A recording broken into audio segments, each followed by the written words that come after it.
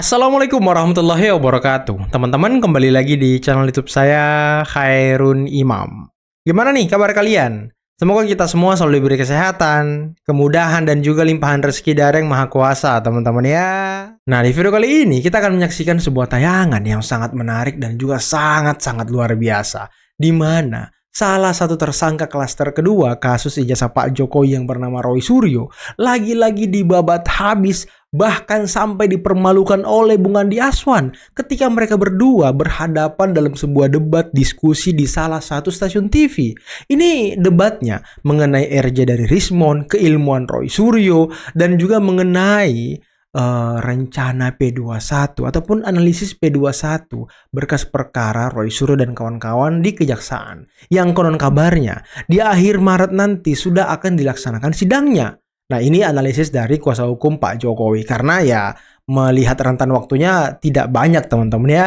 Nah, selain itu saya juga punya tayangan di mana salah satu pengamat mengatakan bahwa restoratif justice yang didapatkan oleh Rismon ini hanyalah penggembira ataupun sesaat, teman-teman. Karena sebentar lagi kasus dia yang terparah, yakni dugaan kepalsuan ijazah dari Yamaguchi yang sudah digunakan untuk menjadi saksi ahli, jadi dosen, menerima uang negara, dan lain sebagainya, akan segera dikebut oleh Polda Metro. Dan kabarnya sebentar lagi juga akan naik status tersangka. Waduh, luar biasa. Semoga segera ya, biar Rismon segera mempertanggungjawabkan semua perbuatannya, teman-teman. Jadi walaupun dia lolos dari Pak Jokowi, tak bisa lepas kau lolos dari Bang Bill dan juga kawan-kawan. Nah, sebelum kita mulai jangan lupa like, subscribe, dan share. Dan tanpa perlu berlama-lama lagi, mari kita mulai videonya berikut ini. Rismon Jadi, tanggal 11 nah ini sekarang dibicara Rismon. Tadi dia Rismon dibilang pengkhianat, dibutuhkan sama dia.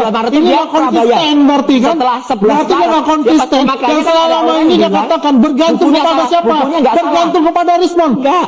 Itulah yang dikatakan mereka ini semua peneliti abal-abal ya. Karena yang bisa bicara tentang forensik, digital forensik hanya Rismon. Dan Rismon mengakui, saya salah dalam menganalisa dalam ijazah Pak Jokowi. Ternyata ijazah Pak Jokowi ada asli. Artinya di sini ya kita lihat ya, mereka ini satu tidak kompak untuk itu, dan kedua ya apapun yang dilakukan mereka, katakan Roy Suryo mengatakan Rismon adalah sahabat saya, Rismon adalah ini saya. Sekarang bilang Rismon adalah pengkhianat ya, Rismon bilang macam-macam semacam, pokoknya macam sekali gitu ya. Akhirnya kita lihat bahwasanya di sini ya, kebenaran itu menunjukkan jalannya. Sama, Andi Aswan juga tetap sahabat saya. Begitu. Gitu, kita bersahabat, walaupun kita berbeda. Oh, beda nggak apa-apa, itu sah. Closingnya mundur dari ahli hukum. Gitu, Mbak Dia. Sumpah, ya, sumpah pemutus atau decision. Sumpah pocong. Enggak lah, lain itu ada nggak pernah baca KUHP. Sumpah pocong. Kalau ada, maka pakai sumpah gitu loh. Ini kan ijazah asli UGM. Asli kalau ini. Ada watermark, ada kemudian ada emboss. Ya, dan ini nggak ada. Ini katanya ada. Mana nih watermarknya? Nggak ada, embossnya nggak ada. Ini yang katanya. Itu dari medsos mengambilnya. Saya jawab ya. Tiba-tiba ada. Saya tahu. Saya bukan tadi. Silakan. Itu saya tanya. Kan jadi saya bilang, kita saya nggak arah ke sana. Tidak bicara CLS dulu. Kita bicarakan masalah MK ini. Yang judulnya juga MK kan. Memang kalau dikatakan Pak Prof juga, kita monggo gitu kan. Kalau masuk substansi, ya silakan aja. Cuma kan ini ada terminannya gitu loh. Bahwasanya ya berarti ya dari tim dari kuasa hukumnya Roti ini ya tidak. Mana Roti? Roti sobek katanya. Roti kan? Nggak ada Roti itu. Singkatan dari Roy, Tifa tuh Roy. Roti gitu. Kemarin kan teroris lah. Oh iya, karena kan teroris sudah nggak bisa lagi, teman-teman, karena risnya udah hilang, udah restoratif justice. Jadi sekarang tinggal Roti. Boleh juga Andi Aswan kan. Roti ya kan. Udah keren-keren dibikin Troya sama si siapa? Sama si Refli Harun. Troya. Wah, datang Andi Aswan sebut Roti, Bah. Masa kalau kita Tadi apa tadi roti sobek? Jadi ini yang menarik, ini kita santai aja lah. Bosnya aja bilang roti sobek. Santai aja lah. Jadi di sini ya kalau kita lihat itu berarti nggak cermat dong ya kuasa hukumnya dalam hal ini gitu loh. Belum sampai substansi udah ditolak untuk masalah itu. Ya mungkin ini juga warning lah ya. Cobalah betul-betul dibuat sesuatu yang memang akan berkenan lah di hati ataupun pemikiran kewarasan dari. Tapi nanti kalau sudah sampai substansi, siap pihaknya Pak Jokowi siap Dengan Masalahnya apa dengan hubungan kita gitu loh. Ini nggak ada hubungannya dengan masalah ini. Takut Ini kan adalah sampai undang-undang. sidang tuh takut dah pokoknya. Makanya Undang-undang kan secara sebelum sampai keseluruhan. sidang, Kok takut sih? Keseluruhan. Bukan hubungan secara pribadi dengan Pak Jokowi. Besok Apa, keputusannya, menurut keyakinan saya, obscure. Itu karena ini sudah salah kamar dari awal. Ya. CLS itu, Biar pakar itu hukum aja jawab. bukan Ya. pidana seseorang. Itu adalah institusi. Perdata dan tidak ada tersangka. Betul Pak Profesor ya?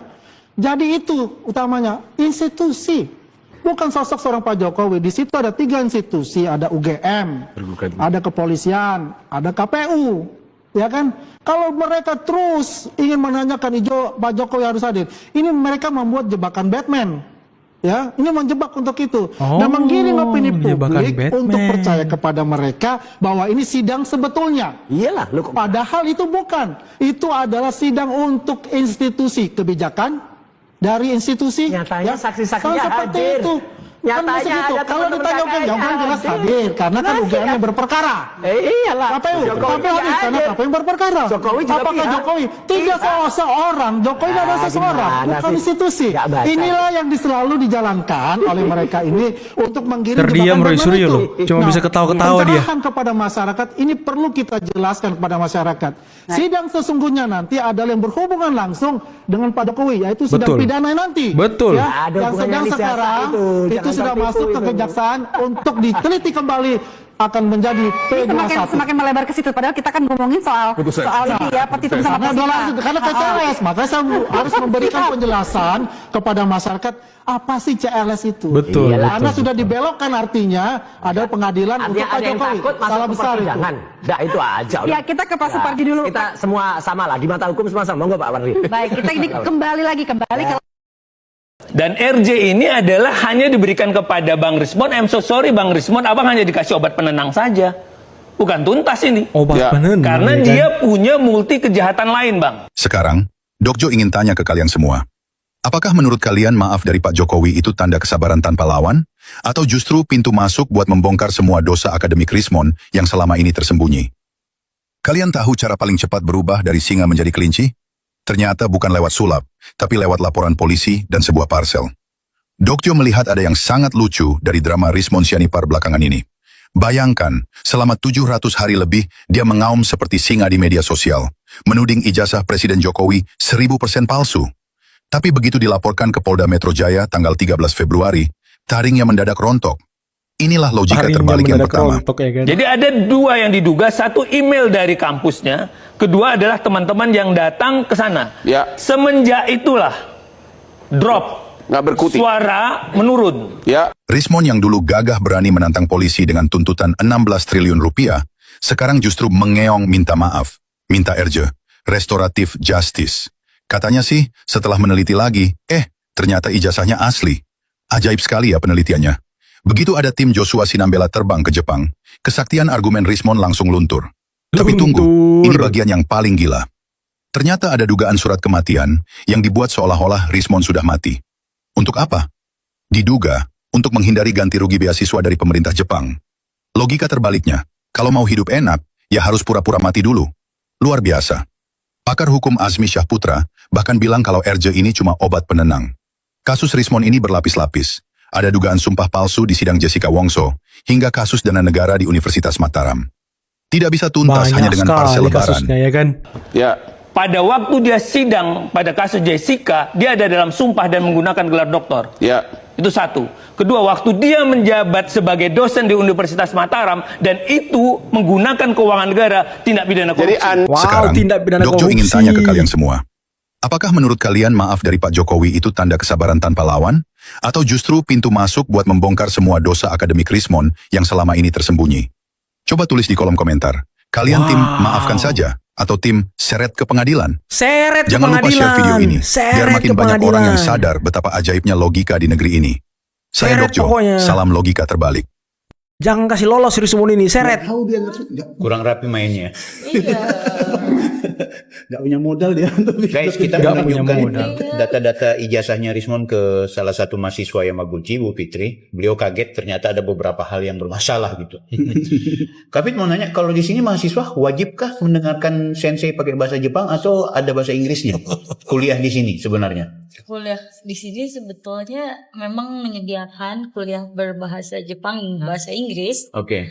Jadi untuk kuliah berbahasa Inggris memang senseinya akan mencoba menyampaikan dalam bahasa Inggris, tapi ya mostly sebetulnya dalam bahasa Jepang. Karena di sini kebetulan karena tempatnya di desa, sehingga memang mostly berbahasa Jepang begitu cara yang mostly bisa bahasa Jepang. menggunakan bahasa Inggris. Jadi mungkin kalau Faktor- ingin faktornya. hidupnya lebih mudah di sini ya harus bisa menguasai at least percakapan sehari-hari. Nah Kak, tadi kan diperlihatkan tuh model transkrip dan ijazah. Apa benar formatnya seperti ini?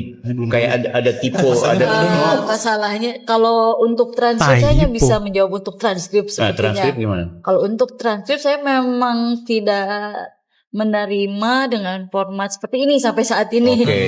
Tidak Setidaknya seperti yang ini. setidaknya kan format transkrip kan pakai kolom ya. Ya, Nah, itu. format transkrip yang diberikan di website Yamaguchi University untuk studennya memang dalam bentuk Format kolom. Ya, nggak yang seperti ini. Tidak seperti ini. Kalau rektor yang di ijazah itu memang dalam penelusuran kita kan rektornya bukan rektor itu. Ya, tadi sudah dikonfirmasi dari sensei kan bukan itu yang Bukan itu. sih. Masa Nama- sensei nggak tahu karena dia kan ikut seremonial wisuda. Nah, ketika kita konfirmasi bahwa apakah benar Anda yang membalas email ini, jawabannya mereka pastikan ya. Orang yang langsung. Orangnya langsung. Ibunya langsung tadi. Ya, ini Bukan saya bapak ternyata. saya yang email ini, saya yang balas. Nah, inti dari email itu kan menyatakan bahwa ijazah itu nggak pernah ada gitu. Yang pasti dia sudah melakukan pengecekan lah. Mungkin dia membalas tanpa menyampaikan itu ya kan. Betul. Integritasnya orang-orang Jepang ini kan. Berarti kita dapat ya semuanya, tinggal kita menunggu tambahan-tambahan informasi. Surat kematian gimana Bang Bil? Ada yang mau disampaikan, Bang Jo? Di mata kami, pendukung Jokowi, Rismond terlihat sebagai musuh yang bertobat. Mungkin sebagian orang akan bertanya, mengapa Rismond melakukan langkah itu?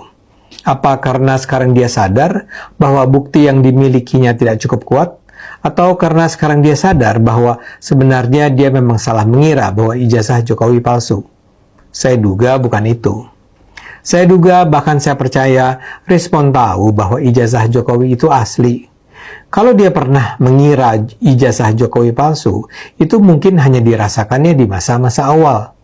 Tapi begitu isu ini bergulir, hampir pasti dia tahu ijazah Jokowi asli. Betul. Saya bilang begini karena bukti-bukti tentang kepalsuan ijazah Jokowi sangat teramat lemah. Anda tidak perlu jadi seorang ber-IQ tinggi, jenius, atau intelektual untuk bisa tahu bahwa ijazah Jokowi asli. Mengapa Rismond sekarang mengaku salah? Saya mulai dari pengakuan Rismond dulu. Tadi sudah saya katakan, tidak mungkin dia baru sadar bahwa ijazah Jokowi itu asli. Tidak mungkin dia baru sadar bahwa untuk membuktikan keaslian atau kepalsuan ijazah Jokowi, dia bisa melakukan analisis digital terhadap fotokopi ijazah tersebut. Saya yakin dia tahu bahwa dia sedang menyebarkan kabar bohong.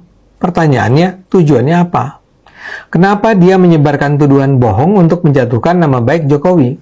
Walau saya tak punya data pasti, saya yakin ada kekuatan yang mengorkestrasi serangan terhadap Jokowi. Saya menduga Rismond adalah orang yang mengerjakan permintaan atau perintah dari pihak tertentu. Saya duga begitu juga Roy dan Diva. Mereka memang bersama-sama harus menyerang Jokowi. Mungkin mereka sendiri tidak suka pada Jokowi, tapi mereka menjadi sedemikian agresifnya menyerang Jokowi karena ada yang membiayai. Saya ulang, ini dugaan saya, karena saya tidak melihat kemungkinan lain di luar itu. Tapi kemudian ada pertanyaan lanjutan soal Rismond, kalau dia memang sudah jadi tenaga profesional untuk menghancurkan Jokowi, kenapa dia sekarang mengaku salah dan minta maaf? Saya rasa ini ada kaitannya dengan terbongkarnya kebohongan Rismond tentang perjalanan pendidikannya. Dia kan selama ini mengaku sebagai doktor lulusan Universitas Yamaguchi, Jepang. Betul. Setahun yang lalu, seorang relawan pro Jokowi, Joshua Sinambela, sudah mulai mengungkapkan informasi bahwa Rismond tidak pernah lulus dari Yamaguchi.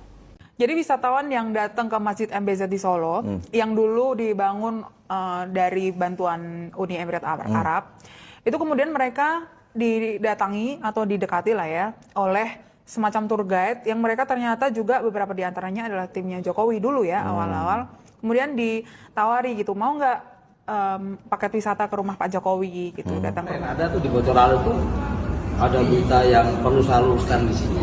Ada 2 jurnalis di Ica itu bilang katanya itu terkoordinir, terus katanya itu semua orang-orang bayaran.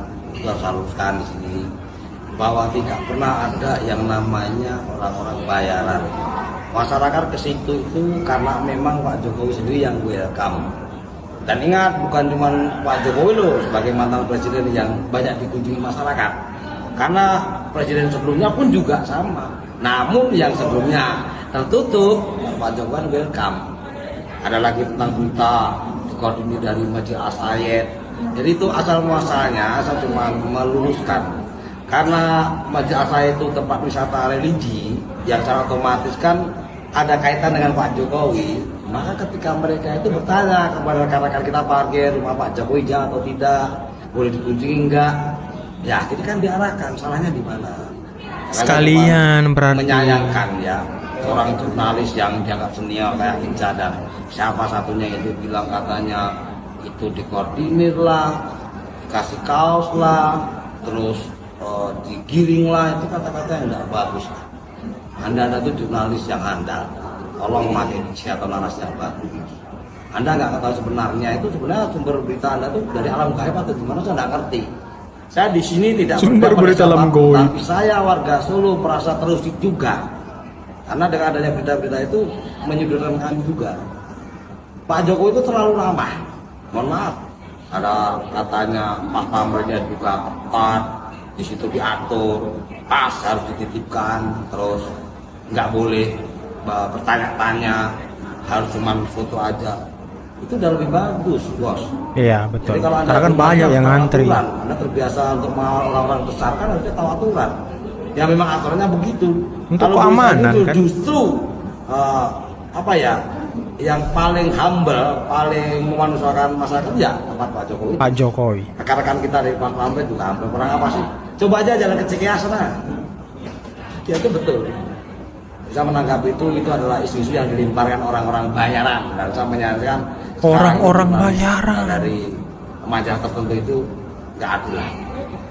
Masuk kaos dipermasalahkan. Padahal kan kalau ada anak-anak kecil Pak Jokowi juga menyediakan buku, bukan cuma kaos. Jadi kata-kata giring itu kayaknya terlalu kasar. Karena memang itu satu lorong, ya kalau nggak diarahkan namanya masyarakat yang ketemukan daripada terjadi gesekan itu. Kedepannya kalau umpamanya saya boleh berkata itu stop lah dengan framing atau berita fitnah. Apalagi media itu sesungguhnya penyeimbang penyampaian berita kan. Penyeimbang. Benar lah. Anda mengatakan juga tentang masalah dari mana duitnya, itu sekarang belnya harganya berapa ya? Outfitnya sekarang dari mana? Udahlah, kita sama-sama menjaga situasi. Jadi masyarakat di situ itu benar-benar karena keraman Pak Jokowi lah mereka itu berbondong-bondong. Dan ingat, pertama mereka hanya ingin mengetahui rumah Pak Jokowi, namun karena Pak Jokowi merasa dia itu memang sesama manusia, dia ditemui, lalu jadilah berita tersebar. Kedepannya saya harap, mohon maaf pada saudara-saudara Bang Ramai, saya tetap ramah atau tampil apapun yang orang luar katakan ya, kita tetap jalankan sesuai dengan apa yang dikerjakan. Oke teman-teman, itulah tadi beberapa video yang bisa kita simak, yang bisa kita saksikan pada kesempatan kali ini. Dan gimana menurut kalian? Waduh. Ini kalau ketemu ya Andi Aswan dan juga Roy Suryo, kalau ketemu tidak mungkin nggak debat, nggak mungkin nggak adu urat leher, pasti debat paras teman-teman. Karena keduanya sama-sama punya argumentasi yang kuat dan sama-sama memegang prinsip yang berbeda teman-teman. Kalau Roy Suryo memegang prinsip dan juga data-data bahwa dia mengakui ijazah Pak Jokowi palsu, kalau bukan Andi Aswan selaku ketua relawan Pak Jokowi mengatakan bahwa ya ijazah Pak Jokowi asli dengan bukti-bukti yang dimiliki juga. Dan ini kan sesuatu yang anomali yang harusnya diselesaikan segera di pengadilan. Ataupun gimana ya, karena walaupun siapapun yang mengatakan itu asli, tidak akan mereka percaya. Sekelas Rismond aja yang dulu bersama mereka tidak dipercaya waktu Rismond mengatakan ijazah Pak Jokowi asli. Mereka ini denial. Saya yakin kalaupun nanti di pengadilan diketok palunya ijazah Pak Jokowi asli, mereka tidak akan percaya. Yakinlah, yakin. Dan ini akan terus digoreng sama dia.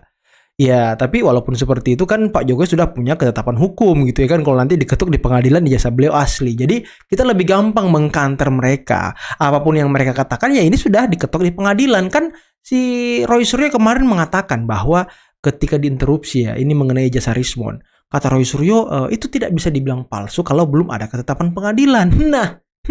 Nah, nanti kalau diketuk palu ijazah Pak Jokowi jangan banyak omong kau ya. Sama kayak Refli Harun, bahasanya mirip-mirip dengan Roy Suryo. Kalau belum ada ketuk palu pengadilan ijazah Rismond belum bisa dikatakan itu palsu. Nah, itu kata mereka berdua. Awas kau ya nanti ya, kalau ketuk palu di pengadilan dan mengatakan bahwa ijazah Pak Jokowi asli, kalau kalian masih bilang palsu, kau keluar aja dari Indonesia. Keluar kau dari Indonesia. Bikin ribut-ribut aja kau di sini ya kan? Gimana teman-teman? Sepakat nggak?